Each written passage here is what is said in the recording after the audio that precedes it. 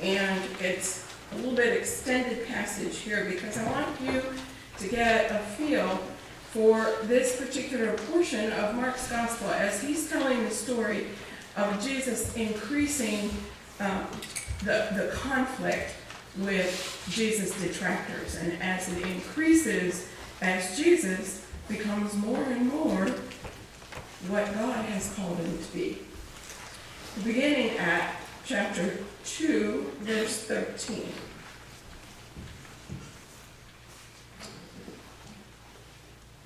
Once again, Jesus went out beside the lake. A large crowd came to him, and he began to teach them. As he walked along, he saw Levi, son of Alphaeus, sitting at the tax collector's booth. "Follow me," Jesus told him, and Levi got up and followed him. While Jesus was having dinner at Levi's house, many tax collectors and sinners were eating with him and his disciples, for there were many who followed him. When the teachers of the law, who were Pharisees, saw him eating with the sinners and tax collectors, they asked his disciples, "Why does he eat with tax collectors and sinners?" On hearing this, Jesus said to them, "It is not the healthy who need a doctor, but the sick. I have not come to call the righteous, but sinners." Now, John's disciples and the Pharisees were fasting. Some people came and asked Jesus, "How is it that John's disciples and the disciples of the Pharisees are fasting, but yours are not?" Jesus answered, "How can the guests of the bridegroom fast while he is with them? They cannot, so long as they have him with them. The time will come when the bridegroom will be taken from them, and on that day they will fast. No one sews a patch of unshrunk cloth on an old garment. Otherwise, the new piece will pull away from the old, making the tear worse. And no one pours new wine into old wineskins. Otherwise, the wine will burst the skins, and both the wine and the skins will be ruined. No, they pour new wine into new wineskins." One Sabbath, Jesus was going through the grain fields, and as his disciples walked along, they began to pick some heads of grain. The Pharisees said to him, "Look, why are they doing what is unlawful on the Sabbath?" Jesus answered, "Have you never read what David did when he and his companions were hungry and were in need? In the days of Abiathar, the high priest, he entered the house of God and ate the consecrated bread, which is lawful only for priests to eat. And he also gave some to his companions. Then he said to them, 'The Sabbath was made for man, not man for the Sabbath. So the Son of Man is Lord even of the Sabbath.'" Another time, Jesus went into the synagogue, and a man with a shriveled hand was there. Some of them were looking for a reason to accuse Jesus. So they watched him closely to see if he would heal on the Sabbath. Jesus said to the man with the shriveled hand, "Stand up in front of everyone." Then Jesus asked them, "Which is lawful on the Sabbath? To do good or to do evil? To save life or to kill?" But they remained silent. He looked around at them in anger and, deeply distressed at their stubborn hearts, said to the man, "Stretch out your hand." He stretched it out, and his hand was completely restored. Then the Pharisees went out and began to plot with the Herodians how they might kill him. This is the word of the Lord. Thanks Thanks be be to to God. God.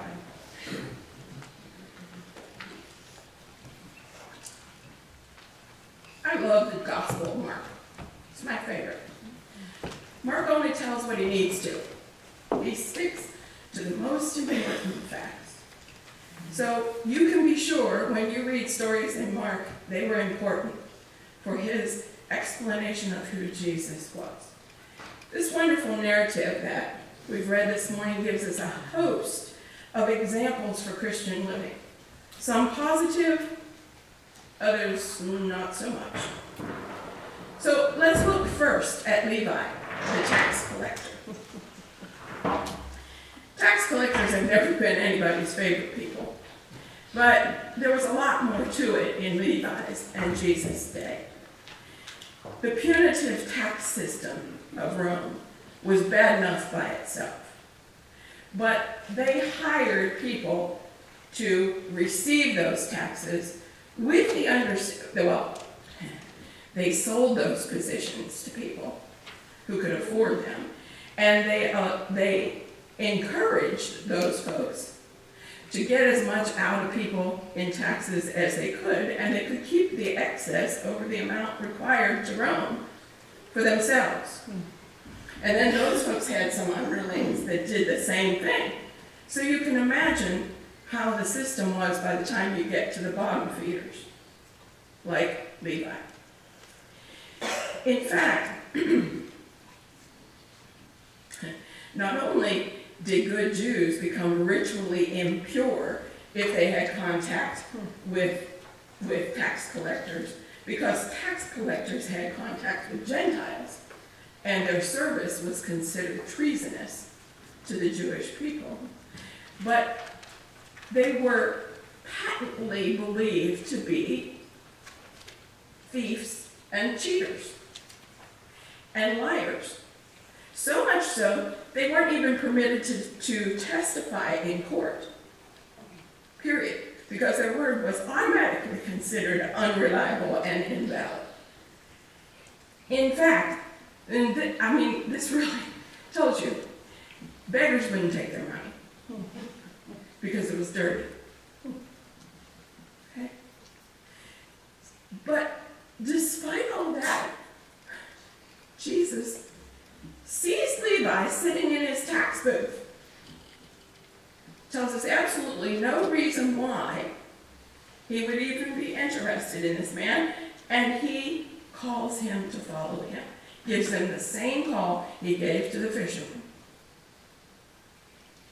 And Levi, somehow, despite all of the ways that he was considered unacceptable by most people around him, had somehow retained enough self-respect and integrity to do two amazing things to me.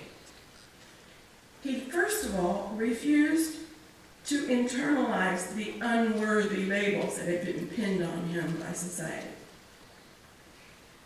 If he had accepted those labels, I don't think he would have been able to take Jesus at face value and hear and receive Jesus' invitation. And secondly, instead of insisting that he really was doing just fine on his own, thank you very much, he recognized and admitted his inner emptiness, his soul sickness.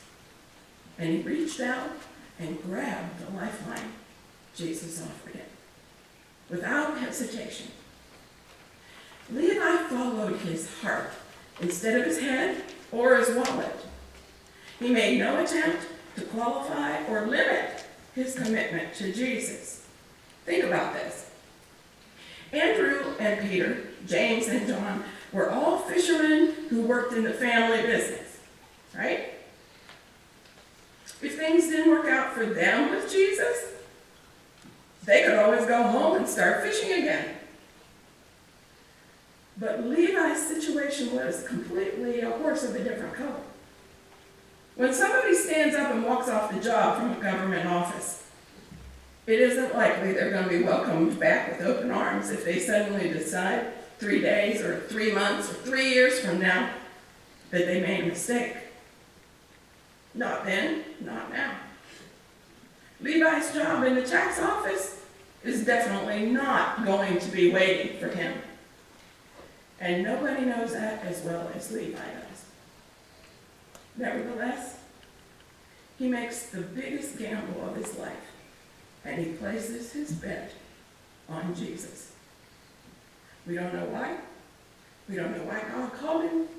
Jesus called him. We don't know why he said yes. But he took the chance when he had it. With the nation, our nation, on the verge of civil war, James Russell Lowell wrote these words that have become a stirring hymn that some of you know.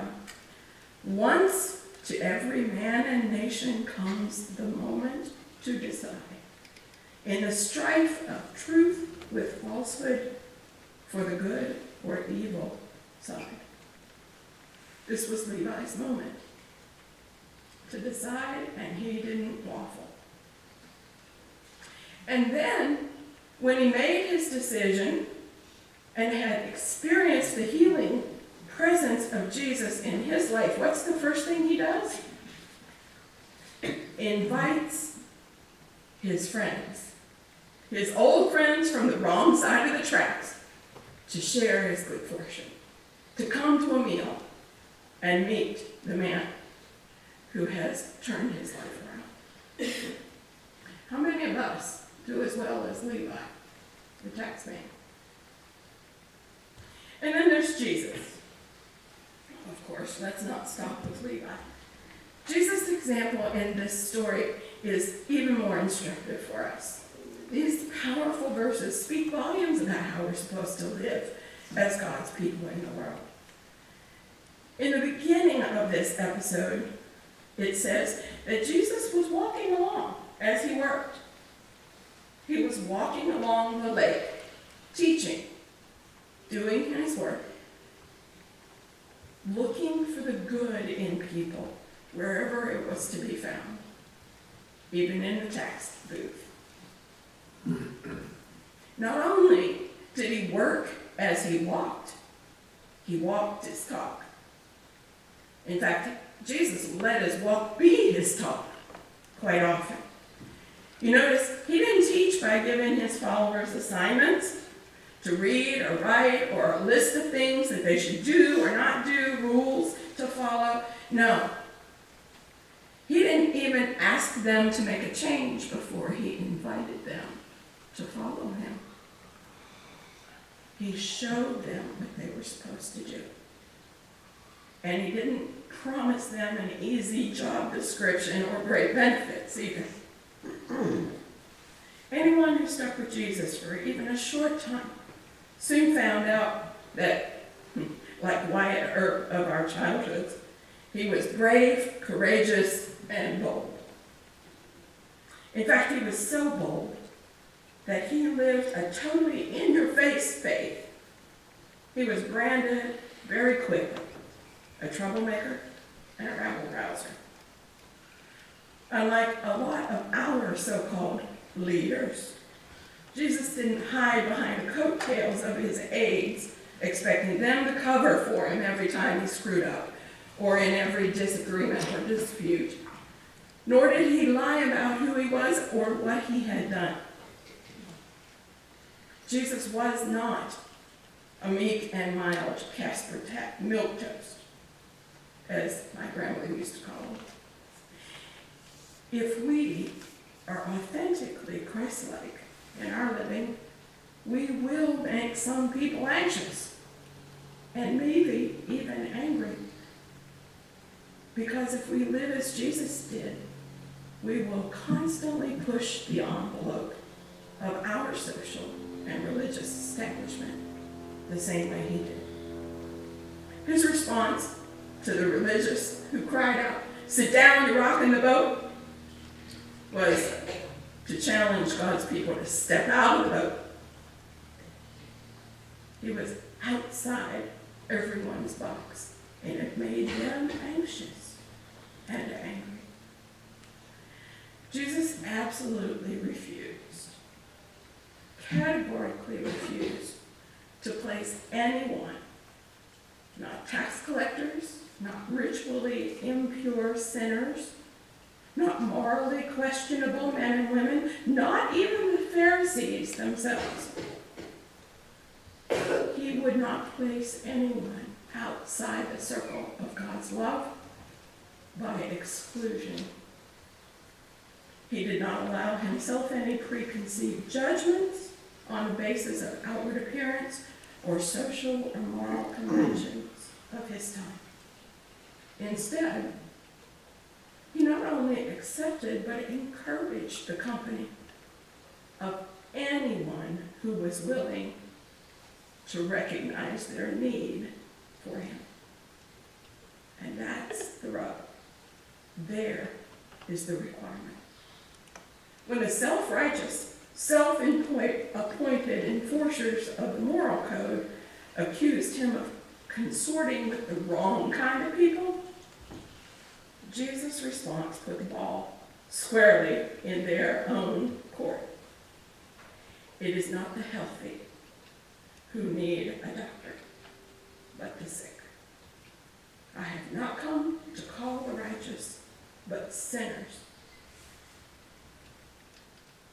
Is it right? Is it proper on the Sabbath in God's house to do good? To do that which brings life? Or to do evil? Fred Craddock, that wonderful Southern Southern Presbyterian preacher that we have lost, said, "The manner of Jesus' words is not only striking in clarity, but inescapable in its demand. No one is directly addressed or indicted. Rather, Jesus speaks of two categories of persons in two sets of metaphors: the well and the sick, the saint and the sinner. Jesus is clear as to whom his ministry is extended. Anyway, but the listeners have to decide whether they are well or sick, saint or sinner. Indictments are self-inflicted, and the reader is also caught and can no longer be a spectator at the banquet. Am I at the table with Jesus, the tax collectors, and the sinners? Do I admit that's where I belong? Or am I among the critics? Before we can be made well, we have to admit we're sick. Before we call the doctor, we have to recognize and admit several things. I am truly sick. I need help to get better, and I cannot help myself. The core strength of the AA and its offshoot organizations is their insistence on this basic starting point: to admit that we are sick, that we need help, and we can't do it for ourselves. There's a classic question in the time of a crisis. Is there a doctor in the house? The answer to that question is yes, without a doubt. The one and only true healer is here in this house, and he is ready, waiting, eager to not only be the doctor here, but to make house calls anywhere he's called. The real question is, are you ready to put in the call? Are you willing to risk admitting that you're sick and you can't help yourself? Are you ready to stop pointing out the other people that need help and instead to concentrate on yelling at the top of your heart's voice, help me? Is there a doctor in the house? Amen. Amen. I would invite you to stand, and we will affirm our faith together using the Nicene Creed in its ecumenical version.